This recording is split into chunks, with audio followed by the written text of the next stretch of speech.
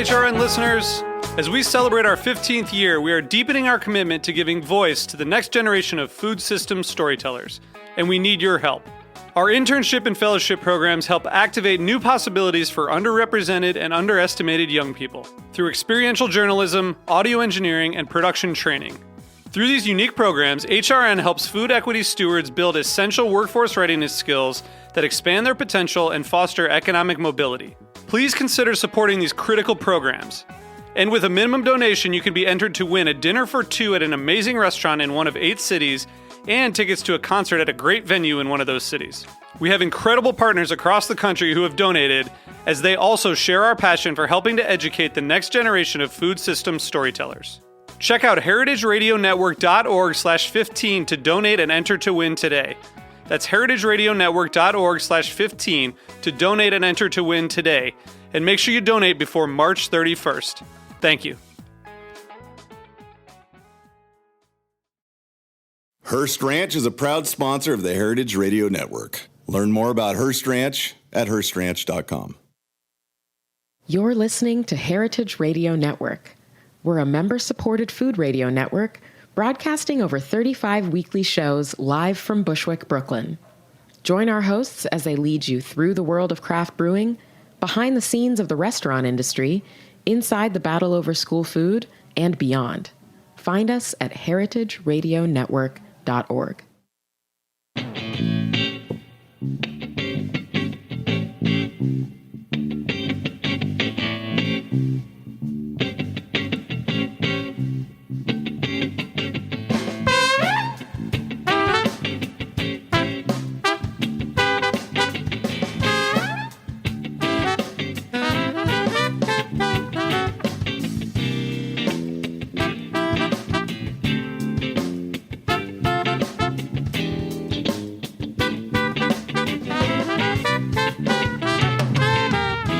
Welcome to the Grape Nation, your weekly wine journey.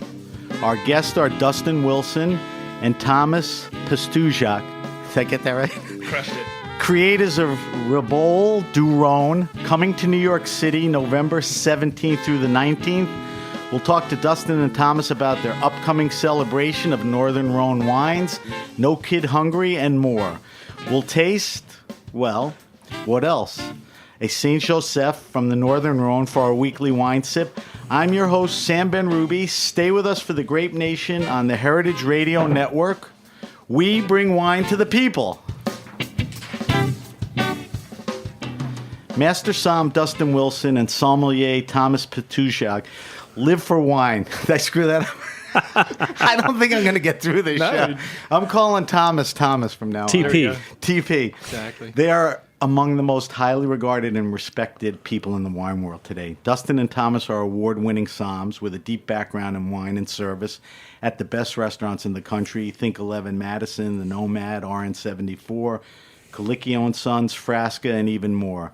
You know Dustin from the movie Somm. Both Thomas and Dustin now make their own wines, and Dustin is also proprietor at Verve Wine, while Thomas oversees the wine program at the Nomad, both in New York City. They've created an ode to wines of the Northern Rhone Valley called the Reboule Du Rhone, and it's a 3-day event, November 17th through the 19th, and they are doing it to benefit the No Kid Hungry charity. Guys, welcome to the show. Thanks for having us. Great to be here. When I saw that you were doing this, and I know you had it in the plans for a while, I reached out and I wanted to get you on the show because I love Northern Rhone wines. I think we should talk about it more. You guys are the experts, and you put your heart into this event. So we're going to talk about that a little. Dustin, welcome back. Dustin's been on the show. Thomas, Thank you. This is your first time here. I'm happy to have my 2 Syrah-obsessed friends across from me, so we'll get into that. Yeah. So before we get into everything, we had a chance for Dustin to tell us a little about his background. Thomas, I want you to give our listeners just a little background on where you came from. You know, a quick background on your journey in life, wine, and restaurants that got you to where you are today, which is Nomad and launching this event for the first time. for sure. Well, I guess going way back, I grew up in New York City. I'm actually Queens native, now a Brooklyn native, I guess. But I lived in New York my whole life, and eventually made the move upstate New York to go to school. I had a piano background. I was a classical pianist. Actually, Cornell, right? Yeah, went to Cornell for classical piano. Dustin Thomas is a smart guy. I know. Exactly. I know all about Or at least it. I sound smart, so we'll go with that. But yeah, I kept pursuing music studies when I went up to Cornell, and then I was also pre-med. I was actually a neurobio guy. So Dustin Thomas is a really smart guy. Go ahead. So we roll with that. I was going to go to med school, but I had always worked in restaurants. So for me, paying off student loans, working as a bartender, working as a server in college, that was kind of part of the thing. And at some point, doing the applications for med schools, they want to see life experience. They want to see managerial experience. So I got really into restaurant management, and got really into the wines of the Finger Lakes, which is where I was living. So eventually said screw it to med school because I totally fell in love with food and wine. And then I've eventually made my way back down to New York City. Wait, can I ask you the obvious question? Was that popular with your parents? Oh, don't even. It was like, the typical response. Yeah, exactly. Talk about All right, keep going. Two immigrant parents who they were not happy about that. Okay. But yeah, I made my way back to New York because I said, you know what, if we're going to do it big in the restaurant and wine industry, New York is the place to be, and it was my home. So it was a pretty logical transition back. And really kind of just jumped into a wine-focused role when I got back at Colicchio Sons. I ran the wine program there for a year, and then kind of transitioned over and ended up opening up the Nomad, which is where I still am after 5+ years. What year was that when the Nomad opened? Let's call it spring 2012. Okay, so we're going on 4 or 5 years. Yeah, 5 years. Yeah, 5+ years. Yeah. And since then we've really grown that and started to make my own wine in the Finger Lakes as well. Have a small Riesling focused project called Empire Estate. Make a little bit of old vine red wine with my wife Jessica, and the project's called Terrassen. So trying to get my hands dirty there because I actually would help out a lot on wineries during harvest, etc. when I was there. So wanted to sort of keep that connection, and I also Finger Lakes was a natural place to go natural back, fit. So yeah. Maybe towards the end we'll talk specifically about some of the wines. Yeah. I want to hear about that. All right, so that gets us up to date, right? I think so. Okay. That was fast. That is fast. Can I tell you something? That is one of the best, fastest, accurate, included everything. There we go. Background. So Very well kudos done. to you. Very well done. Thank you. All about efficiency. So you guys created Reboule Du Rhone, which is a celebration of Northern Rhone wines. And we'll get into the event a little later, but let's talk to our listeners about the wines. I mean, we're being very specific here. France has a lot of wine regions. The Rhone Valley is a very popular region. There's the Northern Rhone and the Southern Rhone. You've chosen the Northern Rhone. So I'm going to kind of throw it to you guys without getting too nerdy to sort of give our listeners, a primer of Northern Rhone wines. I mean, what do we need to know about that? I know it's very general, but break it down for me. I think probably the first thing to talk about is why we chose the Northern Rhone instead of maybe the entire Rhone. And even though those two areas are somewhat grouped together pretty often, they couldn't be more different. In the Northern Rhone, it's a much cooler climate, and the landscape is much more hilly and very dramatic. And the wines, at least the red wines, are all based on Syrah, where then you head into the Southern Rhone and the landscape is much more wide open, lots of rolling hills. The soils there become more kind of alluvial. It's very rocky. It's a lot more wide open and spread. And you have Grenache-based wines that are blended. So Grenache with Syrah, too. Grenache with Syrah, but it's more about the Grenache and the blending. Whereas in the Northern Rhone, it's more about Syrah most of the time on its own, or maybe it's got a little bit of like Viognier or some white grapes blended into it. So the wine regions themselves are very different. The Southern Rhone is where you get into Mediterranean climates and warmer weather and more sunshine, and it's a totally different area. So for us, I can't speak for Thomas, but we, as sommeliers, typically tend to lean towards slightly cooler climates. We like hilly areas. We like wines with acid, less alcohol, et cetera, et cetera. They tend to pair well with food, which the Northern Rhone brings. And we feel that it's an area that is up and coming, but it's still fairly underrepresented. in the market. And we'll get into it. Some very well-known makers, though. Absolutely, I mean, absolutely. There's a lot of guys that are not new to the game. But certainly still not as famous as places like Champagne or Right. Burgundy, et cetera, et Right. cetera. So Thomas, let's talk about, so that's the Northern Rhone. Specifically, you know, a very different region than the Southern Rhone and other wine areas. But let's talk about the Northern Rhone. And I think if we talk about specific regions, I think people may start to go, oh, yeah. So talk to me about, you know, the different regions, the Saint Joseph, you know, all the areas that make up. Yeah, I mean, there's going to be a lot of specifics that you can go into with specific producers and the locations of their vineyards. But, you know, generally speaking, when you think Northern Rhone, you think about appellation names like Côte Rôtie, a very famous roasted slope it translates to. And it's very, very well known for its sort of much more powerful, really sort of intense Syrahs. And as Dustin was mentioning, Syrahs that are, you know, at times blended with a little bit of Viognier. You might have heard of Condrieu, which is basically the motherland of great Viognier. Viognier, this, you know, amazing white grape, which is often very floral, you know, and often has aromatics that will remind you of your, you know, grandma's bathroom soaps, for instance. So stop for a second, because I want these words are going by. So Viognier is Viog Nier. So that's Viognier. Viognier, which is a good way to put it.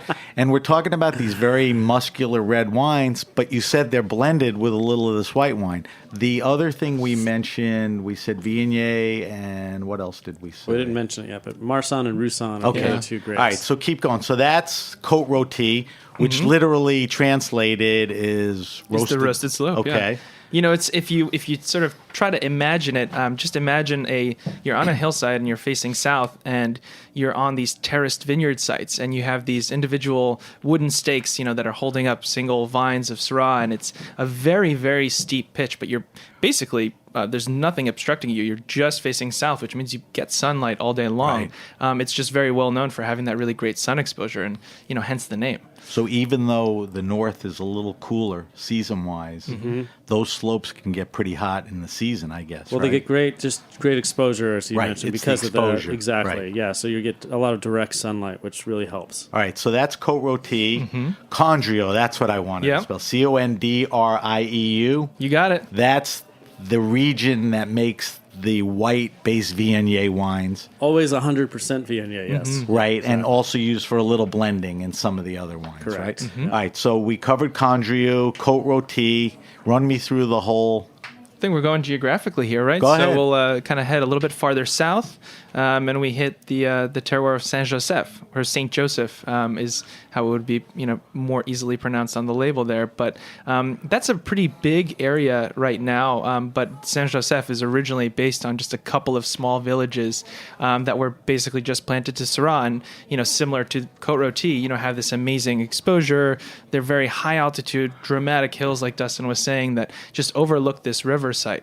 So Saint Joseph is actually probably one of the wines that you'll see more than anything else, because the appellation, the amount of acreage under vine, it's really, really big, and so a lot of wine is made from there. So you're more likely to find a Saint Joseph in your store than you would a Syrah coming from Côte Rôtie, or even, you know, a Viognier coming from Condrieu, based on what we've just talked about. Right. It could be very much considered to be like a lower class appellation, I guess you could say. Compared to at least Côte Rôtie and Hermitage, and maybe to even a certain extent Cornos. Well, we'll get into it. There's some great guys but making there are great some wine. awesome wine. I think it's one of the more exciting areas in the Northern Rhone at the moment. All right, so continue down the map, Thomas. Yeah, absolutely. Well, we'll probably just jump across the river here to an appellation that I think came across, was one of the first appellations of the Northern Rhone that I heard about when I was first getting into wine, and that's Hermitage. It's spelled Hermitage. Right. And that is really kind of considered it's this amazing site where the Rhone River kind of meanders its way down south, eventually makes its way to the Mediterranean. But when you're in the Northern Rhone, and when the river's going down and you're passing the hillsides of Saint Joseph, all of a sudden it kind of makes this very sharp east turn, and then it makes another sharp turn to go south. And so basically, if you imagine that river kind of cutting down, across, and down again, it carved out this really incredible hillside. Again, this very singular site, now known as Hermitage, which is planted to Syrah. Again, that's the buzzword varietal that we're talking about in the Northern Rhone. And then some whites like Marsanne and Roussanne, which are Marsanne. Correct. Roussanne, Roussanne. Yep. Two S's, S's, but yeah. but Two close. S's. Okay. Yeah, but if you look up Northern Rhone and those varietals, you'll easily find it. And Hermitage is kind of considered really, I think, probably the most heralded appellation in the area. It's just very, very famous for having produced these very long-lived wines for years. There's families, one of whom will be featured at Reboule Du Rhone, that have been in the area since the late 1400s, which is crazy when you think about, a Napa Valley, and the history of Napa Valley and how long that's been around for. Who are we talking about? Chave? Yeah, Okay. Jean-Louis Chave. Chave. We'll get to him. Mm-hmm.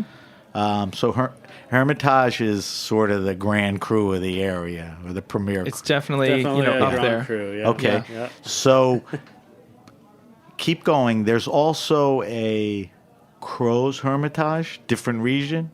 Yeah, there we go. Crozes Hermitage kind of continues there. It's on the east side of the Rhone River. And so here we're basically, it's Crozes Hermitage because a part of that land actually is attached to where the hill of Hermitage is. And so that kind of is where the name originally came from. But generally speaking, it's actually kind of, as opposed to these really sort of intense, dramatic hillside vineyard sites, it goes a little bit higher up in altitude, and you get a lot more of these alluvial plains where you have vineyards that are planted. But, still that sort of, you're getting that same character of Syrah. Right. And you're basically seeing Syrah-based reds and Marsanne-based whites. Right. All right. So we have. I want to get through this. We have a couple more areas. Cornas. Mm-hmm. Cornas, baby. Go ahead. That's actually... You want me to jump in here? You Yeah, can jump exactly. in. Okay, I get to talk again? Yeah. All right. Wait, Dustin, hold on a second. Wait. I'll keep you talking, All right. Dustin. All right, so Cornas. Cornas is a little further south. It's actually just south of where Saint Joseph ends. And so you're further south from Hermitage, but not very far. And we're back on the western side of the river. And it's a small area, and it's a really interesting place because it's actually fairly removed from the river, where a lot of the other appellations are kind of right up next to the river itself. And because of that, it's a much warmer place. It also has a very high proportion of granite soils, which Syrah loves very much. And one of the unique things about Cornas is that it's the only appellation that by law has to be 100% Syrah. Right. Whereas all of the other appellations in Northern Rhone can blend in white grapes. This one cannot. Is that like an ancient law? I mean, a years-old law? Well, or- it's just, since the AOC was created, Okay. that region has always had to been 100% Syrah. So those wines tend to be very firm, very burly, very animal, the most tannic, kind of the most rustic of the Northern Rhone. But Right. they are, kind of like myself. I was pointing at Dustin. I was waiting for someone to say it. Is there any sparkling wine coming out of the Rhone? Not There important. technically is, yes. However, it's not don't necessarily focus our on it. focus at the moment. exactly. Yes. All right, so I know from my own experience that Northern Rhone wines, and I know each region varies, typically has a certain style and characteristic profile. Yes. There's 2 or 3 descriptors that always come up. Mm-hmm. How would you describe, as a group, Rhone wines? When people first smell and taste them, what are the obvious things? So I personally, I'm a really big fan of aromatics. I like aroma in wine, actually probably a little more than I like palate impact. So for me, I love That the way first wines attack you smell, love, right. And I think that's a reason why I love Burgundy and kind of more aromatic varietals, which Syrah actually is as well. So I think for me, when I think about Northern Rhone wines, it's an extremely aromatic type of wine, but it's a much different aroma profile than you get in other wines. It's very distinctive. It's got these black pepper and smoked meat and salty olive kind of character to it. Floral, rose petal, violets, that kind of stuff. It's a very savory kind of wine. It makes you hungry. It's like salty on the palate. And Right. It makes you want like food. Savory is, a great word. Yeah. Olive always comes up a lot. Green Correct. olives. Some people say bacon, smoky bacon. Smoky bacon, black pepper. But definitely, that meat thing. When we taste the Saint Joseph, we'll talk about what pairs with everything. Are you excited about any particular one of those regions? Like right now, I mean, are you tasting through stuff? I think as we kind of mentioned a second ago, Saint Joseph is for me I think, probably one of the more exciting areas there, and we could maybe mention Cornas too. But I think the reason I like Saint Joseph quite a bit is because even though it is a larger appellation and there's a lot of producers, and it's kind of thought of as this redheaded stepchild area, right? And there are a lot of reasons why that we could maybe get into, but. There's also a number of really fantastic producers that are there, and you can drink really awesome wines give me a couple of producers. A fraction of the cost. Well, the one that we'll have tonight, Chav makes some great Saint Joseph. So Chav makes a knockout Hermitage. He makes expensive, the best Hermitage. But then he makes the best Hermitage. And then he makes a great value wine. He's got a great Saint Joseph too, and it's interestingly his family when they first started planting vines, the first place that they planted was over in Mauve, which is in Saint Joseph. Right. So the history going back to the late 1400s started in Saint Joseph for them. But Monnier Perol is another producer that will be featured at the event. Saint Joseph. That I think is making really incredible wines. The hot guy right now is, or the hot estate, I should say, is Pierre Gonon. Gonon. Gonon, who Jean Gonon and his brother Pierre, who are running a property now, I think are making probably the most exciting wines out of the appellation. But Thomas, there's many more. Do you agree with Saint Joseph, or there are other regions? Yeah, I definitely do, because we love so many of these other regions. Côte-Rôtie, Hermitage, those are such heralded regions now, and they've been known for nobility for so long that the price is often reflected. These can be more expensive wines, and to boot, the best ones are very hard to get. They're allocated. Right. So when you get a store or a restaurant that has those wines, it's usually just a few bottles. So it's harder to get, and the price of entry is a bit higher. So I would fully agree with Saint Joseph, and in addition to it, I kind of would just double down and say that at some point, originally, that appellation, that area, was just a few small vineyard sites on a few very special hills that were known for making really incredible wine. And then all of a sudden, the vineyard land sort of blew up. They were allowed to, plant Syrah in adjoining areas that didn't have that same dramatic terroir, didn't have that same exposure. And those wines could be called Saint Joseph. And so that kind of deteriorated the reputation of the area, because you did have a lot of sort of more bulk producers kind of coming in. And so what's cool is now there's this kind of resurgence, this renewed focus on not only those old top domain that are in the area, but also you have sort of newer guard who are coming in and, producing remarkable wine. So I think that the story, maybe a little bit of the underdog approach, I love the fact that it's kind of going through a renaissance right now. Right. Agreed. Well, cheerleaded by you guys in a lot of different ways, and in a minute or two we're going to talk about the event that you're launching, but I want to finish up with a couple things. We talked a little about white wines. I mean, do the white wines get the due they deserve? It's such a red dominated wine area. I mean, do you ultimately say, Thomas would like to answer this question. Thomas has his hand up. Let me finish the question. If you're going to drink white wines, they have their merits, but you might as well go somewhere else. Or are they interesting, wines to drink? What's your take on that? I'll just make a couple of quick points here. Viognier, we now see it around the world. You see it definitely in South America and in Australia. It's extremely popular in California. And it came from a very, very small region, and it became famous because these really intense, powerful floral white wines were made from there. So the origin story is an extremely important one.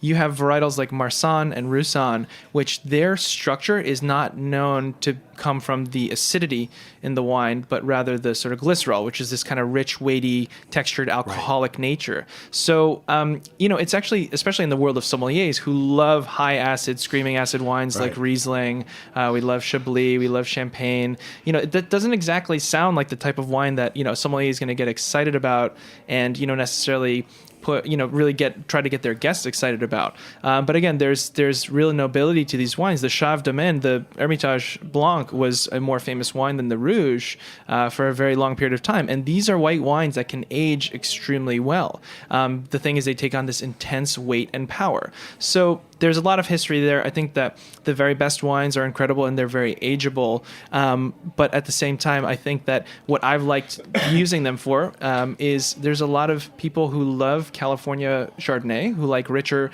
waxier white wines from California. And, some people who haven't had many French white wines. And I think that Northern Rhone whites are a really great gateway wine to getting someone who loves California but doesn't know much about France interested in France. So I love that, having that in my tool belt. So that's a good reason for people to go out and try some Northern Rhone wines. One last thing. There was an article today by Eric Asimov in the New York Times touting Northern Rhone wines. I don't know if you saw it or not. He was Not yet. Sorry, Eric. He was very positive about it. It's good timing for you guys. Mm-hmm. You guys are blessed in that way. When you get a chance, read it. He talks about the value and some of the new guys and all of that. So, great. Fantastic. Thomas and Dustin, I want you to read it. And our listeners, if you want to know even more, which we'll, continue to talk about it, you could read that article. All right, I want to talk about the event now, and that's really the reason why I brought you in. Now you know a little about the wines. Let's talk about how you really could sort of get into it. Let's do it. So the event is called Reboule Du Rhone. It is coming You up. almost got it. Reboule? Reboule Du Rhone. Reboule Du Rhone. Reboule Du Rhone. Reboule. Reboule. R-E-B-O-U-L-E. Reboule Du Reboule. Rhone. And it is November 17th to the 19th, right? Correct. Okay, so let's set this up. How, why, and when did you guys come up for the idea for this? So I love telling the story because it was so organic and authentic in the way that it happened. So we were traveling over to the Rhone. We were visiting domains, as we do, in the spring. This was spring of 16, so a year and a half ago. And we were at visiting André Perret, who has this wonderful little small estate. Technically, his winery is in Saint-Joseph, but he's kind of in the northern part. So he makes Condrieu, makes some great white wines. And we're barrel tasting with him, and he's just kind of randomly mentioned how he's a little ticked off that there's these events in the U.S. for Champagne and for Burgundy love, and right? for Riesling and for Sherry, and there's all these wines that get a lot of love in the U.S. With events, with regards to events. And that the Northern Rhone doesn't get any. And Good for him. Yeah, it was great. He's in front of a bunch of, or a handful of American sommeliers. And Nobody could disagree, decides really, right? to vent to us. And right. And I was like, you know what? You're damn right. And, Thomas and I kind of look at each other and we're like, You were both on the trip together? Yeah. Yes, You were both yes. We were together tasting. Okay. And, it's one of those things. I think we're both the types of people that when an opportunity and when an idea kind of pops in our heads, we're not going to let it go. And I think the rest of that tasting, as we were sitting with him, going through the rest of the cellar and tasting through bottles and whatnot, we couldn't stop talking about this event. And we're like, if we did this, what would we want to call it? And that's what actually what where does Reboule mean? That's where the name came from. So, we were chatting with Andre as we're tasting wine at his place, and like, we can't get our minds off this thing. I think we should really do something, but we need a name for it to like kind of get this going. And is there something that happens here in the Rhone that's very special? That's very kind of just characteristic of the area that you guys do? Is it a celebration or something, a party that happens, or whatever that is meaningful to this region? He said, "Oh, well, we have the Reboule." And we're like, "Oh, what's the Reboule?" Yeah. And apparently it is the harvest meal that's had amongst the winery staff, the winemaker, everyone who kind of helped with that year's vintage. They get together at the end of harvest once all the work is done and kind of the wines are on their way. And they get together and have a great meal and celebrate and open a bunch of wine and enjoy each other's company and camaraderie and whatnot. And we were like, it was like a one hit, like one swing and we got it. And it was great. It was awesome. So Thomas, when you guys got back from the trip, did you jump right into it, or you get distracted from your day-to-day stuff and you toss it around? I mean, did it get going pretty quickly? I mean, I would say, when you get back from being in, France for 9 or 10 days, tasting wine at a bunch of different wineries per day, eating, very dense meals, and, you're not on your computer and email, you get back from that for 9 to 10 days and you get pretty busy. So I think we had that initial period when we got back and we had to reset and get back into our lives. But then I think, maybe a couple weeks later, we're like, hey, let's talk about that. Let's remember revisit we it. talked about that thing. Exactly. So it wasn't long after. No, it was pretty And quickly Dustin, thereafter. you and I were talking. I mean, it's taken a year plus to really put the pieces together. Yes. Let's talk about the event, all right? So it's Reboule Du Rhone. There you go. Okay, Yeah, okay. I got it right. All right, so this is an event that these guys put together as an ode to their favorite wines. Mm-hmm. It encompasses dinners, tastings, speakers, after parties. Let's break it down. I mean, let's tell people. There's a lot to talk about here, Sam. Yeah. Well, let's buzz through it. I mean, let's get to the important stuff. Yeah. Should we kick off with our dinner with our friend Jean-Louis Yeah. Chave? Yeah, let's I do think it. that's above a lot of people's heads, but Yeah, and but actually, it's sort of a signature thing. I think so. We wanted to have a series of different events at different levels in terms of certainly cost of entry, and we'll talk about this is all for charity, which is a very, very important thing. I and want to talk we'll go towards into the end that. about the actual charity. But we wanted to really have sort of a headline dinner where we had, an amazing producer of great pedigree, of great clout from the region, and so on our second trip to the Rhone, we asked Jean-Louis Chave of Hermitage fame if he would do a dinner with us where we could work together to pick some incredible bottles of his family's wines, but specifically from his cellar, as in not wines that are here in the U.S., but things that have been sitting, basically in their cellar in Mauve since they were created, and create a really, really special dinner for that, which we did end up creating, and that's on Friday the 17th. It is now sold out, which we're very blessed for. The entry price is quite high. It's a $4,000 seat dinner. But again, people who are coming to this event are going to be able to taste quite a bit of wine from that domain going back some 60 years, which is really remarkable. And New York's no stranger to these very well staged wine dinners at that price point. Exactly. And Dustin and I again were talking that there are dinners with other people that are 2-3 times that much. So to get into Chave, to get into his cellar, to be paired with some great food, I mean, collectors and aficionados, really gravitate towards that. So that's Friday. That kicks off. And then Saturday is really the busy, busy day. And I think everything you're doing kind of unravels on Saturday. Saturday is definitely the big day that starts off with a really exciting seminar on Saint Joseph. Since we've been talking about that, I think it's obvious we're very excited by that particular appellation. And we've got two people, Jean-Louis Chave, who, as we mentioned earlier, his family has really fantastic holdings of Saint Joseph, and they make a couple of really great wines from that area. And then Pierre Gonon, Domaine. So we've Two got rock stars. Yeah, Jean Gonon. Lennon and McCartney. Exactly. So Jean Gonon and Jean-Louis leading the seminar. Thomas and I will be up there for color commentary. And Now, are there still tickets? Is there still access to see these guys? This is actually very unique in the sense we wanted to make sure that we had a couple of things throughout the course of the weekend for the sommeliers and the industry people. Okay. Because Thomas and I have worked a number of these events, and there is an element of you're sacrificing your time and your energy to participate in these things, and we wanted to make sure that we gave back a little bit to all the people who are helping. So this is actually mostly for industry, and then we've held back a few seats for the package holders. So people who are buying kind of like the whole weekend pass or like the entire Saturday pass or something like that. It'll play out why you want to sort of stroke the sommelier force, when we get through the event. Yes. So those are the winemakers. They're going to speak during the day. Yep.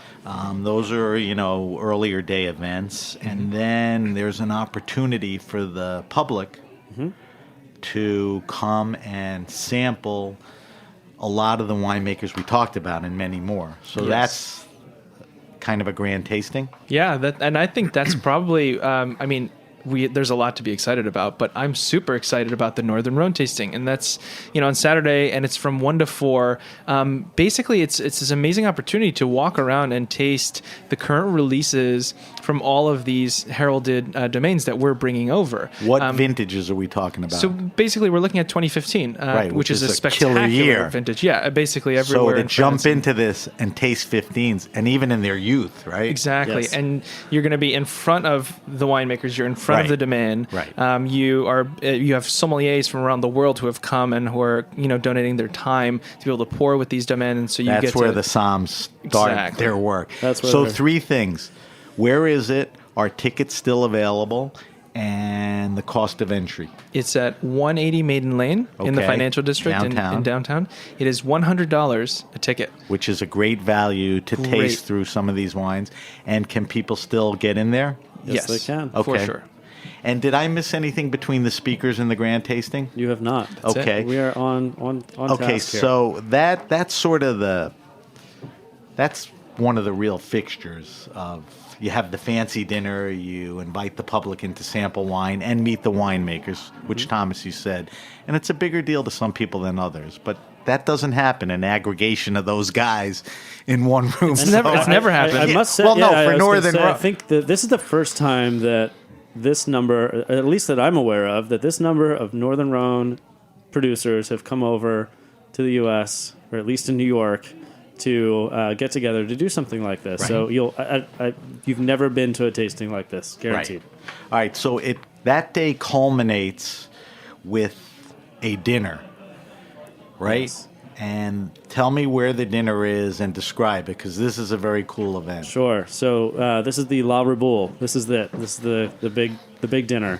The whole reason to do this, and it's in the same space. It's actually in the same building. Right. So the area that we're doing this is actually a really beautiful atrium of this building, and it's naturally segmented into 2 different sides. And one side is where the tasting will be during the day, and then the dinner will be taking place on the other side. And this is where the winemakers will be dining amongst all of the guests. They've also brought more wine for this dinner. Right. That are of older vintages from their domain. So they've sent over wines directly from their cellars again.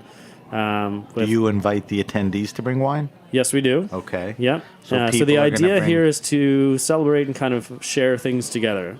We've Right. got really fantastic lineup of chefs, which I'll mention in just a sec. But it's a 5-course dinner where everyone will be greeted with some champagne, sit down. You're sitting amongst the winemakers. They've brought some wine. You've brought some wine. The idea is to kind of share those wines and bottles amongst each other and have a great time. And then the chefs that are cooking will prepare 1 course each. We have Marcus Glocker of Batard. We have Daniel Hume of the Nomad and 11 Madison Park. We have Abram Bissell of the Modern. And you just added. Dan Kluger of Loring Place and Daniel Rose of Le Coucou. How come you couldn't get anybody good? I mean, those are really. Yeah, I mean, if you talk about guys at the top of their. I mean, look who. James Beard Award winner, Hum, #1 restaurant. Yes. Glocker Batard has, been. It's an amazing lineup. Kudos to you guys. It's pretty cool, and we've been working really hard on it. And when every now and then when I say that lineup, and you kind of take a step back and look at it, you're like, it's pretty badass. Yeah. Yes. Now, cool that we did is it. the dinner still open to the public? It is, yes. Those seats are dwindling quickly, so if you are interested in that, it is $600, so it's not cheap necessarily. However, again, if you compare this to other dinners of its caliber, I think it's still a tremendous value. It is a tremendous value. And those are going quickly, but there still are seats left. And again, remember, it's all for charity. Right, which I'm going to talk about after we come back from the break. But a couple more things. That, I guess, the Shav dinner, the tasting, and the dinner are really, the major events. Then there is an after party that night and a party the next day. I mean, you guys don't want to give it up, right? No. Yeah. Well, to speak about this a little bit more briefly, I guess the after party it's kind of actually inspired by the fact that when we've worked a lot of wine events in the past, you finish service, the chefs are breaking down, the sommeliers are breaking down, and the guests and collectors are like, okay, what's next? What are we doing next? Everyone just kind of goes in different places, and you want to keep the party going, but it ends up sort of breaking up. And so we're like, let's just keep the party going. And so we're flipping that early daytime space where we were doing the tasting into a big after party where there's going to be multiple bars preparing cocktails. We're going to have chartreuse pouring, which is, of course, sommelier That'll catnip. make people crazy. Exactly. Chartreuse, right? Yeah, we're going to have a great DJ. It's going to be a lot of dancing, and it's honestly just an opportunity for the sommeliers and for the winemakers and the attendees all to celebrate together. Right. Now that the dinner's over, and you can buy a ticket to that too. That's $75, so you can come just for the after party and sort of see everyone in their finest form. Pretty happening, and I'm sure all the winemakers will trickle in and everything. So you get shop pretty loaded in the corner. Oh yeah, I want shop dancing on tables by the end of the night. Sure. And then there's a rooftop party on Sunday. Yeah, the rooftop party on Sunday is actually at my now home at Nomad. So Nomad Rooftop. And that's basically like a sort of a send-away lunch. And so that's an opportunity where, again, this is for the sommeliers, for the winemakers, and for package holders. So for those who have bought a package for the entire weekend or for the Saturday package, where they get a chance to sort of rub elbows with the sommeliers and the winemakers. And we're just going to have a lot of great Nomad food, hum dogs, burgers. We're going to have a really delicious sort of lunch brunch setup. Event too. Yeah, and we're going to be bringing a bunch of wine, not only from the event, but also from personal cellars there too. Much more casual and a time to just have everybody hang out. So everybody's going to be company. pretty whipped by then. Correct. If they're not, we haven't done our job well. Right. And now you know why Thomas and Dustin do a little thing for the sommeliers, because they didn't mention that there's a whole force of sommeliers, the best people in New York, that will be servicing all these events. They'll be pouring, they'll be serving at the dinner, they'll be at the shop dinner. So I guess it's a long weekend. You throw a little love, give them too. a little seminar and all that. Plus, they get to be involved in all the parties. We're talking to Dustin Wilson and we're talking to Thomas Pastuszak. All right? And we're going to take a quick break. When we come back, I want the guys to talk about why they're doing this, and they're doing it for a charity, and we'll talk about that a little. I want to subject them quickly to our wine list. And then before we leave, we're going to taste a little Northern Rhone wine. So you're listening to The Grape Nation, and we'll be right back.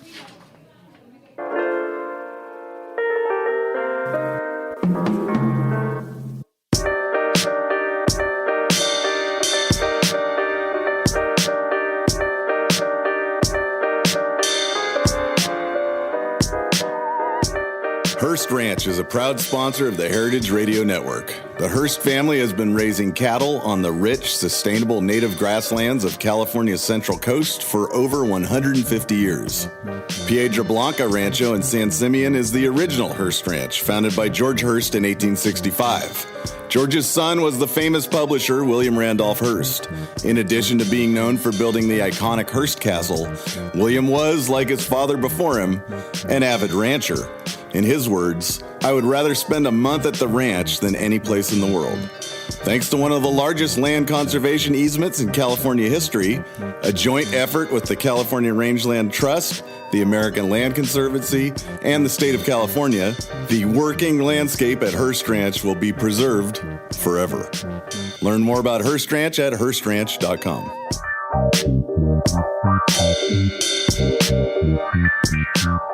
All right, we're back. We're back with my guests, Dustin Wilson and Thomas Pastuszak.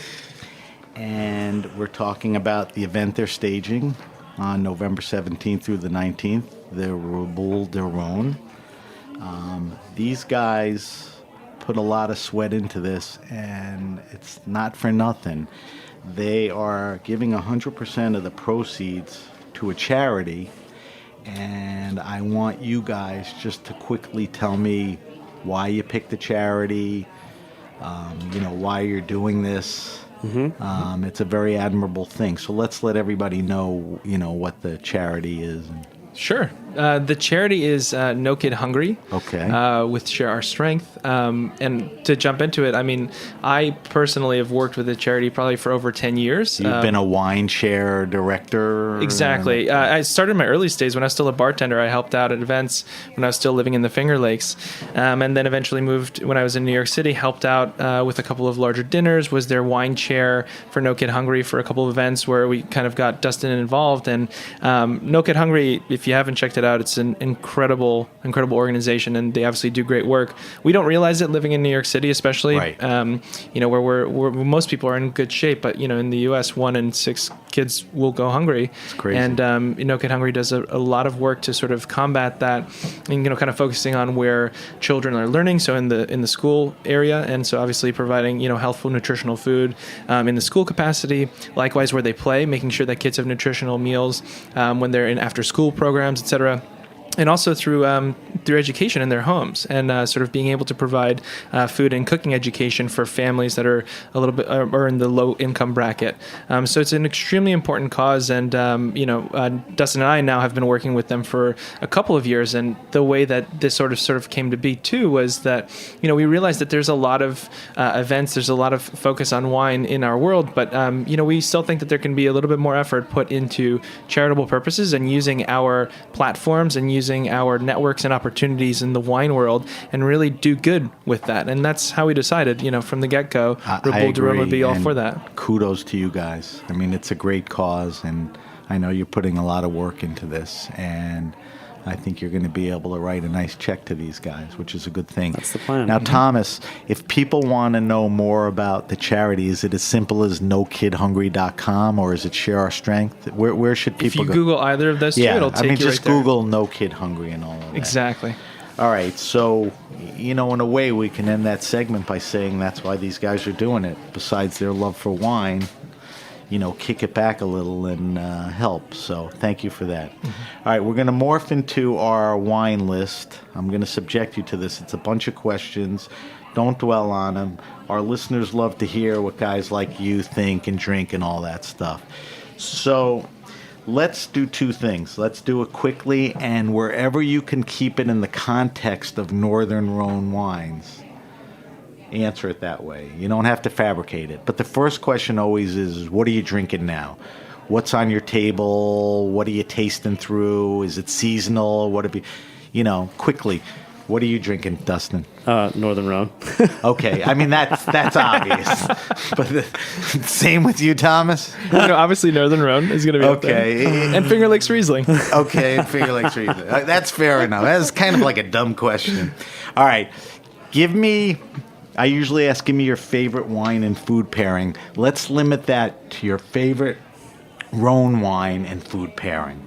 Oh, gosh. So we're talking these, muscular Syrahs and stuff. Yeah, but go ahead. I would say I would keep it basic. We just had this, Dustin and I just had this at a lunch at our friend's restaurant at Prime Meats. We had a bunch of sommeliers together, and we were eating dry-aged beef with, back vintage cut roti. It's great with meat, right? Yeah, exactly. Yep. Yeah, absolutely. Is there another? If I'm going to go more on the casual front, which I like to do, a nice juicy Saint Joseph and a good burger. With some bacon and cheddar would be that's right on the money. A perfect thing. All right, your favorite wine restaurant and or bar. All right. Favorite wine restaurant and or bar. Normally, we just ask you that. Yeah. But is there an answer where there's a place where there's even more attention to Northern Rhone wines that trumps out another place? Not that I'm aware of. Give me your favorites. Mine currently would be a great little place in Soho called Compagnie de Vin sur Naturel. Caleb Ganser, very popular killing place. that place. It's great. It's really fun, and it's somewhat close to my place of work. So I agree. It's a good spot. Thomas, you have a fave? I'll keep it geographically close. I'll say Pasquale Jones, amazing spot, which has incredible pizza, and you get to drink some really, really great wine out of Zalto stems. Beautiful stemware, and it's a great place to go for just a great pie, or you can sort of build it out and do a bigger menu. But it's an awesome spot. I agree with both of those, and I'll throw in the fact that if you want some great wine, drinks, the Nomad Bar is a pretty. I've heard that place is okay. Pretty happening Yeah. place to go to. We're very excited. All right, The cocktail program, especially. favorite. the normal guys, will you pay attention, please? Sorry. When the show's over, you could sit in a cab and play. All right, listen to me. I'm getting hungry for pizza. I here at usually Roberta's ask right now. people favorite all-time wine, but let's talk Thomas's and Dustin's favorite all-time Rhone wine. I'll let Thomas go first on that. That's such Give a me hard one question. or two. How many kids do you have? One? Mm-hmm. Who's your favorite kid? Okay, now give me your favorite wine. That is a really, really hard question. I will. You know what?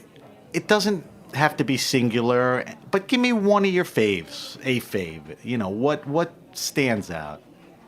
How about we go with a newer discovery, a newer domain that's slightly newer to me, and that's Monnier Périol. Okay. It's an estate that we're featuring during Reboule Du Rhone. It's a sort of amazing amalgamation of beautiful single vineyard sites, and it just is sort of this expression of Saint-Joseph that's peppery and irrespective of which cuvée. And they make an assortment of them, and they're all just really lovely and beautiful. And they've only been around for a couple of years, basically a coming together of two different domains holdings. And so I kind of just love it because the wines are still extremely affordable. They're Right. very approachable. They drink beautifully when they're young, so you can be drinking the 14s and the 13s now, and they're just delicious. So yeah, I would say really anything coming from the Monnier Périol domaine. Thomas? This guy doesn't even bring up like a Jamais Côte Rôtie. He comes No, up with. I know. It's okay. No. Give me a favorite. So mine, I guess if I had to pick a favorite wine from the Rhone, would have to be Chauve. Okay. Jean-Louis Chauve, Any Hermitage. vintage year that knocked you off your seat? I've had a lot of really excellent vintages from that domain, but as far as what's most memorable, perhaps, is drinking the 79 because that's my birth year, and it lived up to the hype? it's a vintage that's not necessarily looked at as with great acclaim necessarily, Right. but like all Chauve wines, I think actually one of the fun things I really like about the domain is drinking the quote unquote off vintages. Right. It drank well. 79 was great. It's an awesome wine. That's a good one. And Thomas, you're right. There are some great. A lot of people answer fancy wines, but a lot of people answer great value, newer, wines. So I appreciate both of those answers. All right, so my son Ben is sitting here. He's going to a dinner party. He's got some money, but not a ton. He wants to impress and bring wines. I ask people the general question, give me your best wine, retail recommendation, $15 and up. Give me a red and a white. So the context now is recommend to him a red and a white. We're going to stay in Rhone. What's he bringing where he's going to get the bang for the buck? Around $15. 15 to 20. Do you know your retail prices, Thomas? You know what? I can go ahead and let me go ahead and recommend Côte du Rhone from Franck Balthazar. Okay. Great producer. Also, Côte du Rhone tends to be a value. Tends to be a great value, yeah. Okay, and And- Balthazar is one of the great. exactly. So that's our red. Mm-hmm. Dustin, you have anything anything to add to that red-wise? No, I mean that's a very good one. Okay. This one would be a little more expensive, but right around the $20 mark is a producer that's joining us for the Reboule is Maxime Graillot. Graillot. Correct. Okay. And he makes a wine under his own label called Domaine de Lys. It's a Crozes Hermitage that's right in that range. Okay. I think And it's he really comes fantastic. from a good wine family, right? Yeah, he does indeed. All right, do you have a white? Is that tougher because whites are more limited? Can you get a Viognier for that? Or is there something else? For that price. Maybe the Vin de Paix from Monnier Périol. Okay. They make some Yes. sort of regional designation, Right. Which I think is delicious, but that one's a little bit more challenging to do in that price range. All right. Good recommendations. All right, I wouldn't let you guys leave without just confirming or reconfirming your favorite Rhone region. If you were sent to prison and only could drink wines from one Rhone region, what prison's going to let you drink Rhone wines? What Rhone region? Ooh. I mean, man. It's a region, yes, not a producer. Region. Producers way too. Man, I don't know. It's Just tough. pick one. It is tough. You know what? We haven't talked Give me about it two. much. We'll mention Cornas. Cornas. Cornas? Cornas might be it, actually. Yeah, The reason I ask you is the reason I think you would answer is because it's the most interesting to you, or there's a nuance to it why you would pick it. So We does are Cornas? We're so deep into it at this point that we're Okay. like trying to balance producers and and styles. Okay. I just threw out Cornas because it's until recently it was still very much in that sort of underdog sort of category. Right. It's a smaller appellation in the area and just like delicious, spicy, briny Syrah and wines that can age but are also delicious when they're young. And that I would just that would had a be up there. 09 Jaboulet. Cornas, Ain, whatever. I suck at French. I think it was young. Cool. Yeah, and the wines are, they're not the cheapest wines in the Northern Rhone, Not but they're not crazy super either. expensive No. either. And, there's a lot of They're big very good showy producers wines, there. though. For a dinner or whatever. They're intense wines, but they're very delicious. All right, so those are Thomas and Dustin's wine list picks. We'll post them on our social media site. They'll go up on Facebook. They'll go up on Instagram. So if you want to follow some of their recommendations, you'll be able to do that. All right, guys, we're going to wrap up the show. We always wrap up the show by drinking a little wine. Benny, will you start pouring this out? Every week we taste a different wine on air. For our weekly wine sip this week, I asked Thomas to pick a wine that would be representative of the region and the Reboule Du Rhone coming up. So Thomas brought in a 2014 Chave, who we've been talking about all show as, one of the great producers. A Saint Joseph. Thomas, how do I pronounce it? Ophoris? You got it. Ophoris, which is one of their Saint Josephs in a great kind of price point, right? Not too crazy. The wine retails for about $35 down. Yeah, exactly. I think Okay. you find it for a little bit less, at a lot of other places. But And it's available at better wine shops, guys who know what they're doing. for sure. All right, so I was going to ask you to tell me a little more about the wine, the winemaker. We talked about Saint Joseph, so we know enough about that. We certainly know Chave is a rock star. And anything about this particular wine we should know? I would throw out that the reason why we brought it is because it's accessible in flavor. It's super delicious. The price point, for the wines of the area, they're very fair. And, you can find the wine in more places. It's a slightly more higher production wine. Which is, I asked you so that our listeners can sort of taste along and experience. All right, so let's give it a sniff and throw it over the tongue. I'm going to ask you guys, the experts, to help me with the descriptors. I'm going to look at the color and say kind of a ruby, deep ruby, right? Deep ruby is a great descriptor for that, I think. Okay, Darker ruby, nice yeah. color, right? Yeah. All right, let's go nose, guys. It's got all that classic, salty bacon, smoke, pepper. It smells like charcuterie. So, like you said, classic. Yeah. The bacon, the spice by way of pepper. Oh, yeah. It You smells said salty. charcuterie? Yeah, it like smells all like the salted meat. varied meats, salted and all that. Yeah. All right. What about any... Do we get olives on this? Is there any floral to this? Or I'd say yeah. Yeah, I mean, very floral. Like I'm getting a lot of sort of purple and white flowers. Like it's very violets, maybe? very aromatic, and there's almost kind of like a cool, like briny kind of character that plays off of the charcuterie thing. So maybe you get a little bit more of that sort of olive tone there. Right. It's sort of dark, Yeah, especially and on the spiced. palate. The palate is pretty salty. Let's go mouthfeel first, Yeah. okay?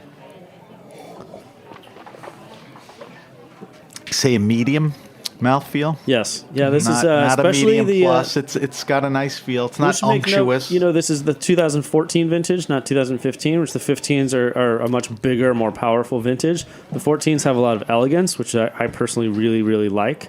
So this is more of a medium weight wine. It's got some freshness. It's got some acidity. It's also very accessible right now. I think it's super delicious. So let's go palate. We'll finish with palate. What are we getting on the? I'm getting. It's a juicy wine. I'm getting black and blue fruits, even though it's red. What else? Yeah, the fruit character I think is important. It's very juicy and crunchy and very fresh fruit character. It's not like roasted and heavy. It's extremely refreshing. Which you gotta love about it. There's a lot of acidity there. So I was going to ask you. This wine has good acidity, Yeah, for which sure. makes it a good food. Very wine. bright, yeah. All right, so let's talk about it. What foods pair well with this? Did we answer that Well, question? we mentioned burgers earlier. I think roasted meats, especially game. Venison. Stuff like wild game, lamb, It'll stuff like that complement and hold is up well really to that. great with this sort of thing. Yeah, braised meats, especially this time of year too, where we're getting into cooler weather. Getting into winter time. These are good wines. These are great wines. Yeah. So I ask everybody, do we like these wines? Do we love them? I mean, how do we feel about this wine? I love it for what it is because I like the region, I like the price, I like the freshness, the acidity. You know, It's got a lot of fruit. You feel the same way? I think for the complexity that you get out of the wine, the price point, the fact that this is a Chave wine, and for how delicious it is, it's really hard to find a combination of all those things. So I love it for that. Yep. Thomas, thank you for bringing it in. My pleasure. This is Thank you, the Thomas. 2014 Chave Saint Joseph, one of the regions we've been talking about. Ophoris, which is the specific wine that we tasted. About $30-$35 at better retail stores. All right, guys, we got to wrap up the show. I just want to do a shout out. My friend Sev Peru at the 10 Bells is blowing it out for the Raw Wine Fair coming this weekend. She's doing 3 massive events at the 10 Bells, the 4th and the 6th. She's going to be having about 15, 20, 30 winemakers each night, so you could sort of mingle with those Can I guys. make a quick plug for the Raw Wine Fair? Yes. We're actually we're hosting sorry to go off topic. We're hosting a great little tasting with a winery called Bishi, which is located where? in Tecate in Mexico. Awesome natural wine producer from Where are you Mexico. doing this? At Verve Wine, at my wine shop. Okay, so Thomas, and we could talk about it quickly because I was going to ask them to tell me what else is going on. Thomas owns a wine store downtown called Verve Wine. Dustin does. Dustin. I'm looking at Dustin. I said, Thomas. Dustin, and you know I knew that. Dustin's the bald Dustin one. owns the store, and he's got a lot Thomas of the wines we yes. talked about. Obviously, there's a lot of Northern Rhone wines. So give me the event again. Yeah, so it's with Bishi. Great, really cool, newish natural wine producer out of Mexico. Don't write it off. The wines are awesome, so Okay. come try them. This coming Saturday afternoon, starting at 1 p.m., Noel Telez will be there, the winemaker, along with Jose Pastor, who is his importer. Right, great And it'll be importer. really fun, super casual, bunch of wine open, some snacks. It'll be really a good time. All right, so if people want to know more about Verve and the event, vervewine.com?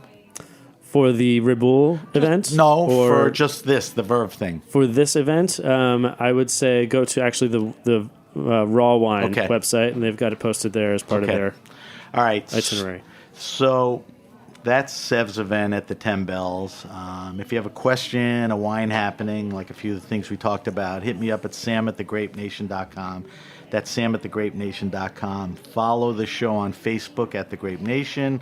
Like I said, we'll post Dustin and Thomas's wine list, and we'll mention the wine that we drank. You can follow us on Instagram at SBenRuby, Twitter at BenRuby. All right, so Dustin and Thomas, this is important. If people want to get more information and purchase tickets for the Reboule Du Rhone, where do they go? RebouleDuRhone.com. RebouleDurhone, one word.com. Correct. Okay, and it's a beautiful website. I've been on it a lot. It breaks down every event. It talks about the charity. So if you want to know more about the wines, the winemakers, there's a little information there. Thomas and Dustin, if we want to follow you guys on social media, where can we follow you, Dustin? At Dustin Wilson MS. Okay, and Thomas? It's at Thomas Pastuszak. That's how you say it. Exactly. There you go. All right, so that's Reboule Du Rhone coming up the 17th of November, a couple of weeks away. That's why I had these guys on, so you can know a little more about the wines and the event. There's still some tickets available for the events that we discussed. RebouleDuRhone.com. I think that's it, guys. Awesome. I thank you for coming in. Thanks for having us. I thank you for throwing in this event and throwing the proceeds to charity. No Kid Hungry. That's a great thing. We're so excited. Yeah, and I wish you, the most success on this event, and I hope to see you there. Absolutely. I hope you let me in there somewhere. It definitely will. All right. Thanks so much for having us on Yeah. the show, and All right. we really appreciate the support. I thank Dustin Wilson and Thomas Pastuszak. We're getting there. That was probably the best one yet. That was the best one. Killed it. I want to thank our engineer, Vitor, and I also want to thank everyone at the Heritage Radio Network. I'm Sam Ben-Ruby, and you've been listening to The Grape Nation.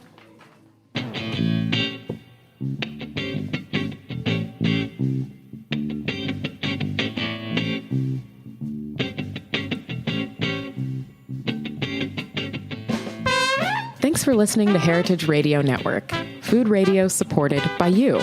For our freshest content and to hear about exclusive events, subscribe to our newsletter. Enter your email at the bottom of our website, heritageradionetwork.org. Connect with us on Facebook, Instagram, and Twitter at heritage_radio. Heritage Radio Network is a nonprofit organization driving conversations to make the world a better, fairer, more delicious place. And we couldn't do it without support from listeners like you. Want to be a part of the food world's most innovative community? Rate the shows you like, tell your friends, and please join our community by becoming a member. Just click on the beating heart at the top right of our homepage. Thanks for listening.